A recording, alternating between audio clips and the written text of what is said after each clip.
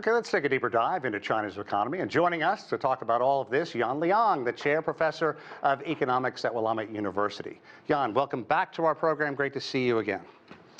Good to talk to you, Sean. Okay, let's start with the reaction to the latest consumption data. It is mixed, and I want to start by focusing on manufacturing, because that's China's past and it's going to be its future, especially with the focus, the mandate really, on higher quality, more innovation. So what do the positive numbers mean for the world's second largest economy?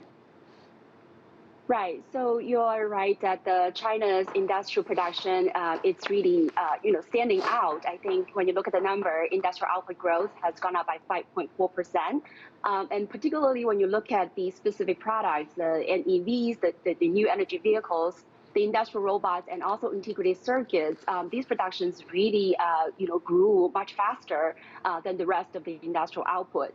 So that just shows it's not just the growth in industrial production, but also really that in improvements in this sort of high-tech sector, in the industrial advanced manufacturing.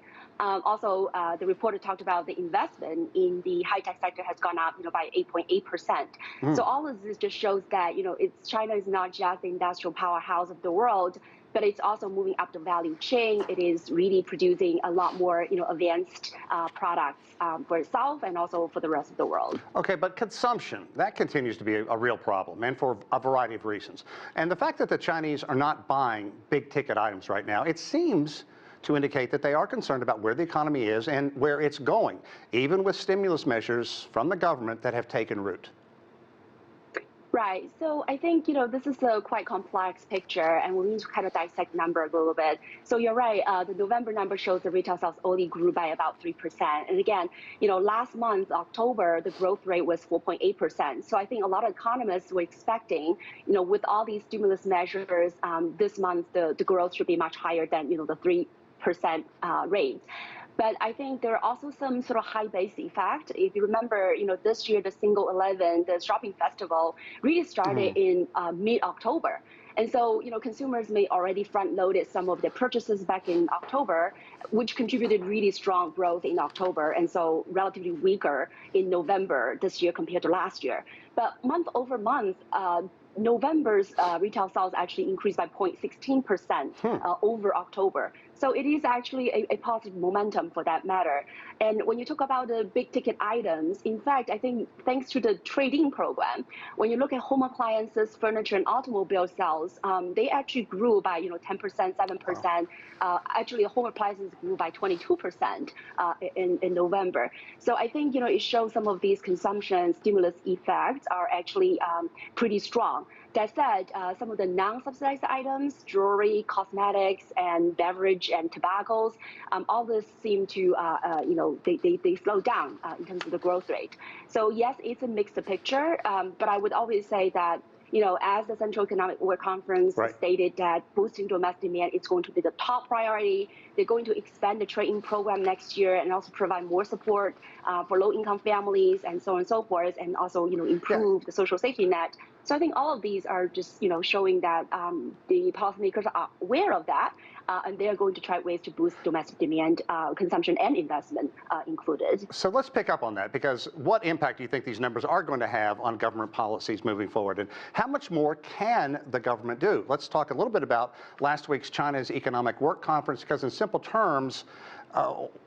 explain why taking on more debt, raising the budget deficit perhaps, could spur China's domestic consumption. Yeah, I think that's a great question. So first of all, I think, it's clear the policymakers realize that we need to boost the domestic demand. And again, I want to emphasize it's not just consumption, but of course, consumption is important because it has shown some weakness. But I would also say that there are some positive, momentums that's building. For one is when we look at the property sector, even though the price has been continuing to go down, but it has decelerated. In fact, I think we see the deceleration of the price decline in the property market, the slowest since June last year. Right. So there's some silver lining there, and we also see, the transactions in both new homes and the second homes have shown some positive growth. And so I think, if the housing market continue to improve, that would definitely create more positive wealth effect for families. And so that would also encourage more home purchases, hopefully. And with that, home appliances and other purchases will follow. Now, when it comes to government policies, I think the Central World Economic Conference really showed the direction of the government's support. They're going to really double down on the supportive policies, right, to boost domestic demand. I think what is not clear is, of course, the concrete number, how much we're talking about. There are numbers being floated around, 1.5 trillion, 2.5 trillion extra, bond issuance and support in fiscal and increased deficit to GDP ratio, to 3.8 or 4%. So I think, the direction of travel is very clear, and we're just waiting for the big numbers in March. And I think government spending is important, not only because it helps to support consumption, but let's not forget government spending in and of itself is part of the domestic demand. Yeah.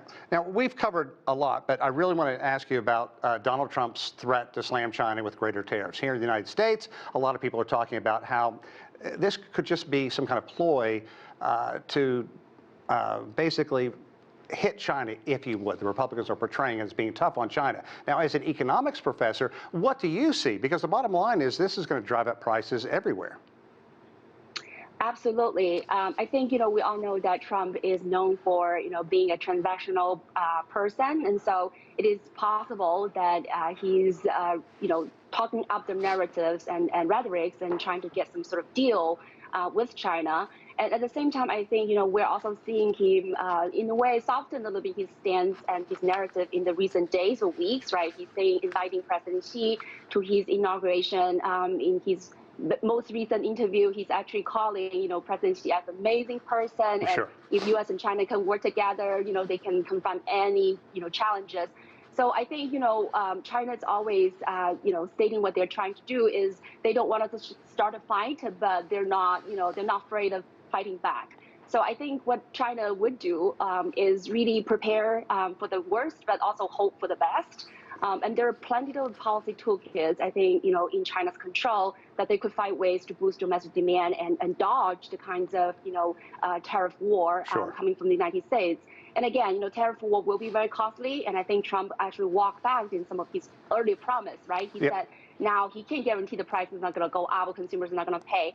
So yes, there will be economic costs on the U.S. economy, and it really depends on if Trump will, take into account these factors and correct its course of action.